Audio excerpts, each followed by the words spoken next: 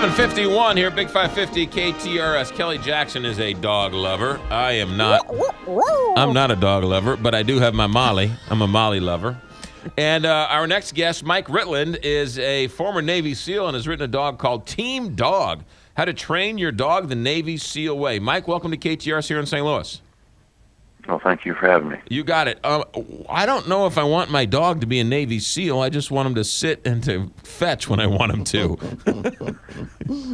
Well, you're in luck. That's in essence what what this book is about is using the principles and the guidelines, if you will, of what I've learned, from training dogs at a very high level for the military and doing, police type work, Department of Defense.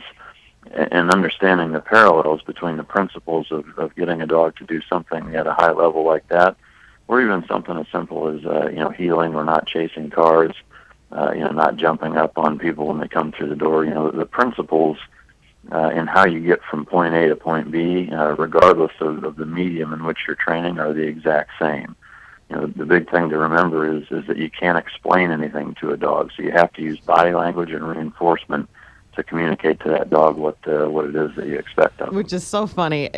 Mike, I see so many pet owners, pet parents, they talk to their dog when they're doing something that they shouldn't be doing, and complete sentences like, I told you not to do this anymore, like the dog really understands that.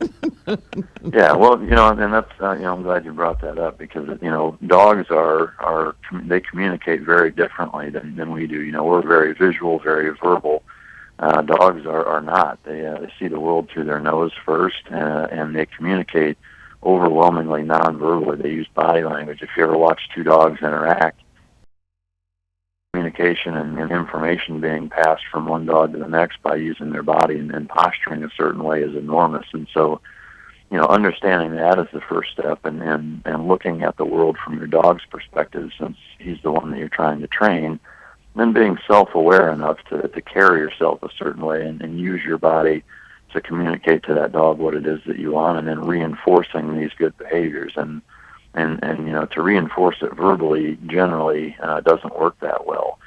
You need to reinforce it with the currency that they need to be paid in, which varies from dog to dog. It may be with a tennis ball, it may be with a treat, it may be with affection.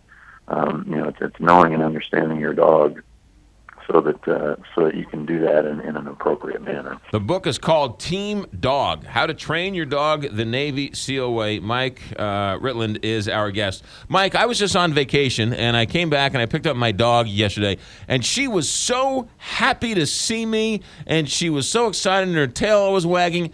Does she really know it was me, or was she just thrilled because I was bringing her food? No, absolutely. They recognize their as well as we recognize. So dogs. I think a lot of times people discredit the level of intelligence and intellect that dogs carry, and that's one of the beautiful things about a relationship with a dog is that bond, and that's really the cornerstone and the foundation. Of getting to the level that you want to be with your dog is really cementing that relationship.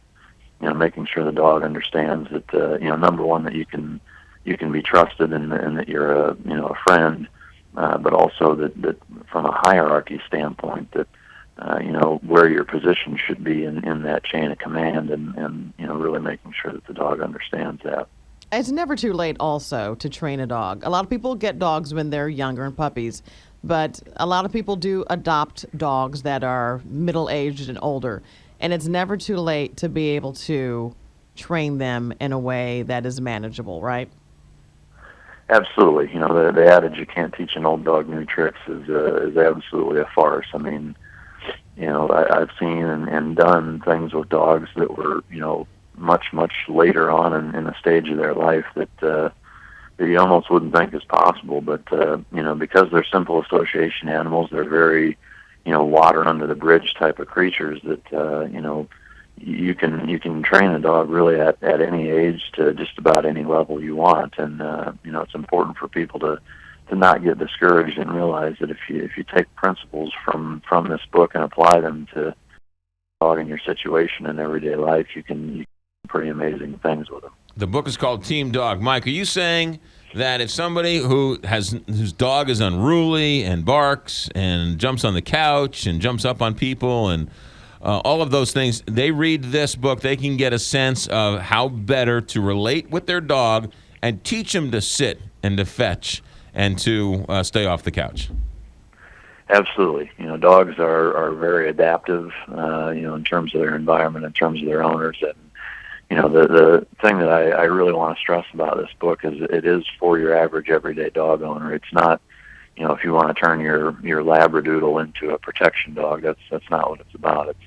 It's about using all the principles that I've learned over the last 15 plus years in working with dogs in a whole host of environments and at different working capacities.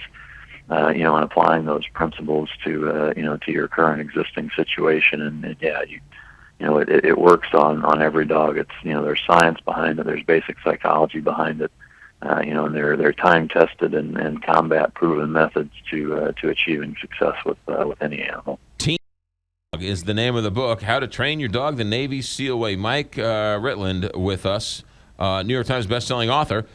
Team Dog. Mike, thanks for checking in. Thanks for having me. I appreciate it. You got it. 7:58 here. Big 550 KTRS.